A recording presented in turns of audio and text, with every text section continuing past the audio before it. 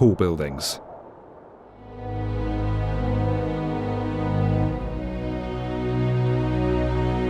From the Tower of Babel to the pyramids, St. Paul's Cathedral, the Eiffel Tower, and finally that great 20th century invention, the skyscraper, we've always yearned to touch the sky. The skyscraper is both a symbol for mankind's limitless ambition and an immensely practical and profitable solution to our increasingly urbanized lives. However, the economics of the skyscraper has long been a contentious subject. Building higher can increase revenue, as each additional floor creates opportunities for retail, office, and residential spaces. For decades, conventional wisdom said that 63 stories was the optimal height for a skyscraper. Building any less essentially leaves money on the table, while building higher risks overshooting construction costs, leaving developers without a profit. While 63 stories may sound precise, it is in fact a rough figure that clearly depends on a variety of conditional factors. But it illustrates the argument. At a certain point, skyscrapers are no longer economically feasible.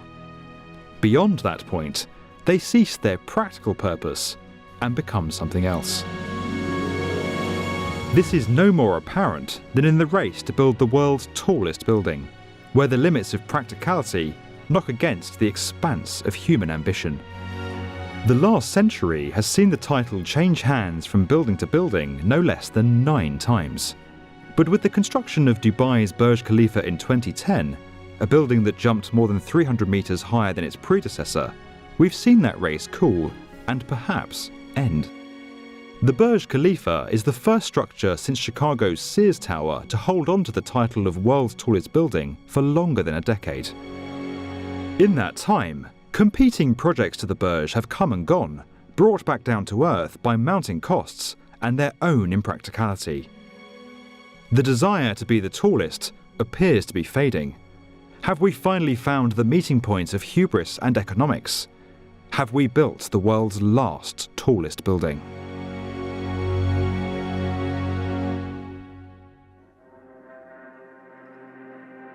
The Burj Khalifa is an icon, and it was built to be one.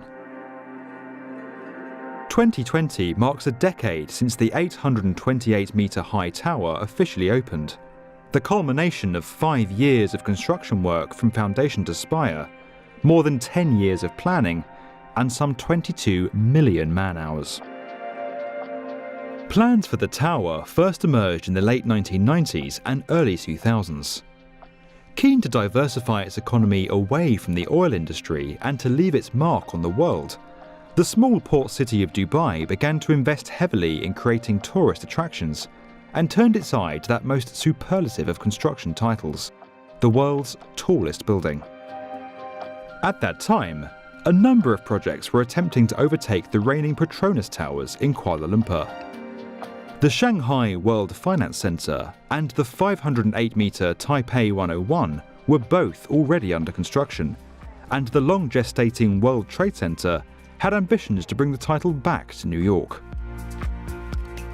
Dubai officials didn't want to invest in constructing the world's tallest building, only for its record to be broken a few years later by another project. They wanted to create a building so high that it would reign as the world's tallest for decades. This was a building made to be awe-inspiring. Skidmore, Owings and Merrill envisaged an unheard of 62% increase in height from the last world's tallest.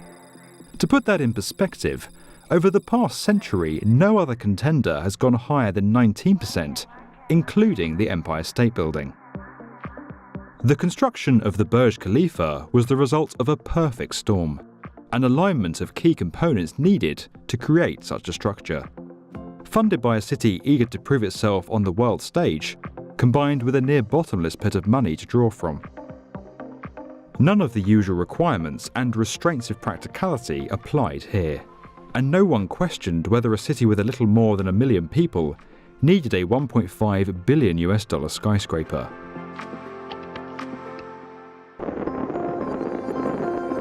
In the years since the Burj Khalifa's opening, a number of projects have sought to take its crown. In 2013, the 838-metre Sky City Tower was proposed in China, an incredibly ambitious prefabricated project that would have been built in just 120 days. Foundations were laid, but safety concerns and a failure to obtain proper approval from the government pushed the project back, and it stalled. The foundations are now used by locals as a fish farm. China has had several other notable proposals. In 2014, there was the Suzhou Zhongnan Center, which was also set to reach 838 metres. Construction stalled in 2015, and the project is now officially on hold. Saudi Arabia's Jeddah Tower is by far the closest a building has come to taking the Burj's crown. The project shares a number of similarities with the Burj. Rising from a small desert city with aims to move away from an oil-dependent economy, and backed by a government with a near endless amount of money. The tower is even designed by the same architect, Adrian Smith, and employs the same Y-shaped floor plan as the Burj, an innovative technique used to offset wind loads. The Jeddah Tower had plans to rise to 1,000 metres, making it the first man-made structure to reach the kilometre-high mark. Construction started in 2013 and was set to take just over 5 years to complete. However, the project currently sits at a height of around 260 metres, with work appearing to have stopped sometime in 2018. There are several reports that the tower is officially on hold, a virtual kiss of death for a project like this. Several factors have led to the scheme stalling, including the much publicised anti-corruption purge of 2017, which claimed 2 of the building's most prominent backers, growing costs, and the shifting priorities of the Saudi government.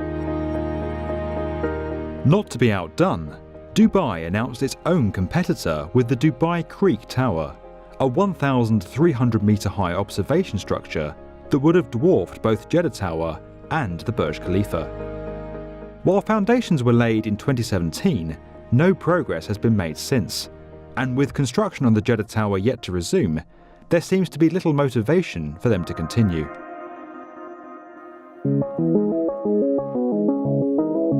So where will the world's next tallest building come from?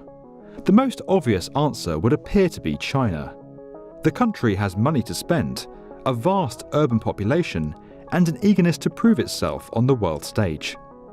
Yet China's cooling economy has seen a number of recent megaprojects cancelled or postponed. It's worth noting that taking away the Burj's vanity height, the highest occupiable floor of China's tallest building, the Shanghai Tower, is just 2 metres below that of the Burj's. If the Burj didn't have its nearly 200-metre high spire, the towers would be approximately the same height. While Shanghai Tower is an impressive architectural icon of modern China, the building has been plagued with an astoundingly low occupancy rate, crippling debt, and bureaucratic red tape that has delayed tenants who have been ready to move in for years. These problems are made painfully visible at night, when half the tower fails to light up. As such, China's reluctance to invest in another megatall structure so soon after the failures of Shanghai Tower is perhaps understandable. India also has ambitions to compete with Dubai, unveiling plans in 2017 for a new tower in Mumbai. The plans were immediately met with an outcry from locals who pointed to the country's considerable socio-economic problems, much-needed public infrastructure, and food and water shortages, all seen as far greater priorities than building a large skyscraper. Building the world's tallest building is now such an immense undertaking that it cannot be achieved by developers alone. That's why, looking back over the last few decades in skyscraper construction, these remarkably tall buildings are no longer named after corporations, but after cities and countries. The days of the Sears and Petronas towers are gone. We now have Taipei 101 and Shanghai Tower. Even the Burj Khalifa's original name was the Burj Dubai, before it was renamed in honour of the ruler of Abu Dhabi. These projects require an enormous amount of money behind them. They also require the rewriting of local building regulations and flight paths.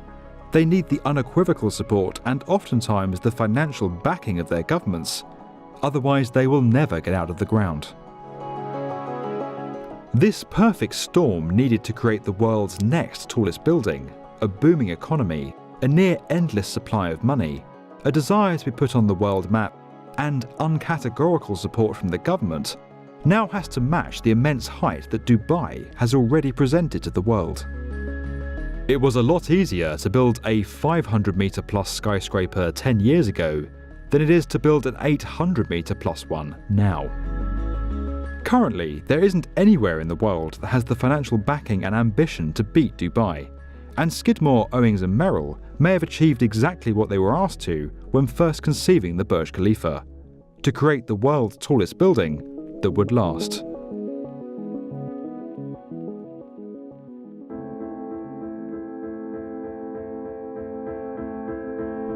So will we ever build taller? Is this the end of the race? For now, it would seem so.